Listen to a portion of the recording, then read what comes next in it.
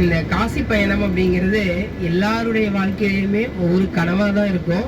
ஏன்னா எப்போ போவோம் அப்படின்ட்டு, அதுவும் முக்கியமாக வயசான பிறகு போகணும் அப்படிங்கிற அந்த எண்ணம் இருக்கும்.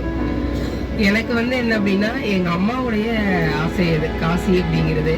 ஒவ்வொரு வருடமும் கேட்டுகிட்டே இருப்பாங்க, போகலாமா இந்த வாட்டியும் போகலையா யார்கிட்டயா தெரிஞ்சவங்க கூடயாவது என்னை அமுச்சு விடு அப்படின்னு சொல்லுவாங்க. எனக்கு அம்மாவை தனியாக அப்படி யார் கூடயாவது அனுப்பிவிட விருப்பம் இல்லை. நானே கூட்டிகிட்டு போகணும் அப்படிங்கிறது தான் என்னுடைய ஆசை. எனக்கும் காசியில் பார்த்தே ஆகணுங்கிற ஆசையும் விருப்பமும் இருந்துச்சு. அதனால நான் ஸ்கூலில் லீவு தருவாங்களா அப்படிங்கிறது தான் ஒன்று. நான் போகணும் அப்படின்னு நினைச்ச நாள்ல இருந்து அதுக்கான ஆயத்த பணிகள் எடுக்கிறப்ப எதுலேயுமே எனக்கு தடங்களே இல்லை. ஸ்கூல்ல போய் லீவ் கேட்டேன், உடனே கொடுத்துட்டாங்க மேடம். அப்புறம் சரி அடுத்து யாரு குரூப்ல போகலாம். டீச்சர்ஸே எங்க ஸ்கூல்ல எல்லாருமே வருஷம் போவாங்க. சரி எல்லாரும் சேர்ந்து பிளான் பண்ணாங்க. அப்புறம் அப்படியே அந்த பிளான் நின்றுச்சு. நான் அதுக்கப்புறம் ஃபேஸ்புக்ல சர்ச் பண்ணேன், சாரோட இதை தான் பார்த்தோன்னே சரி எனக்கு பிடிச்சிருந்துச்சு, இதுலயே போயிடலாம் அப்படின்னு முடிவு பண்ணிட்டு சார்ட்ட ஃபோன் பண்ணி கேட்டேன். சார் 2 பேர் தான் வரோம், சேஃப்டியா இருக்கும் அப்படின்னு. சார் சொன்னாரு, ஒருத்தர் கூட வராங்கம்மா, நீங்க வாங்க நான் பாத்துக்கிறேன் அப்படின்னு சொன்னாரு. அதே எனக்கு கொஞ்சம் இதா இருந்தது. உடனே சரின்னு பணம் கட்டிட்டேன்.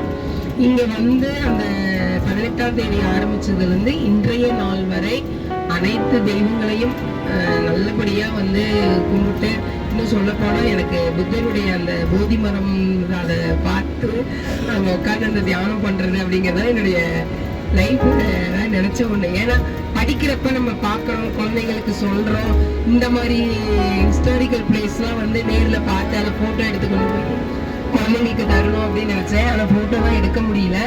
இருந்தாலும் நான் உணர்ந்ததை அப்படியே என்னால சொல்ல முடியும், மாணவர்களுக்கு கடத்த முடியும், பிள்ளைங்களும் ரொம்ப ரசிப்பாங்க. அந்த அளவு எனக்கு நல்லா இருந்தது. இவருடைய சர்வீஸுமே ரொம்ப நல்லா இருந்தது. நிறைய ஃப்ரெண்ட்ஸ் கிடைச்சிருக்காங்க எனக்கு. கோயம்புத்தூர்ல இருந்து ஒரு ஃப்ரெண்டு கிடைச்சிருக்காங்க, சென்னையில இருந்து ஒரு ஃப்ரெண்டு கிடைச்சிருக்காங்க, பொள்ளாச்சில இருந்து வித்யா மேம்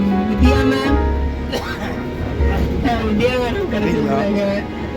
அது நல்ல ஹெல்ப் பண்ணார். அம்மா உடம்பு சரியில்லைனாலே அவங்க கூட்டிட்டு வந்தேன். அவர் வந்ததுல நான் பாக்குறேன், நெல்லை சார் யாருக்குனாலும் நல்லா ஹெல்ப் பண்ணி இவங்களை கூட்டிட்டு போய் எல்லாமே பண்ணக்கூடிய இருந்தது. அதனால அவருக்கு நான் நன்றி தெரிவிச்சுக்கிறேன். இங்க இருக்கிறதுலயே இன்னொரு என்ன சொன்னாங்கன்னா, இந்த வயசுலயே காசிக்கு போகக்கூடாது அப்படின்னு சொன்னாங்க. அது ஏன் சொல்றாங்கன்னு எனக்கு தெரியல.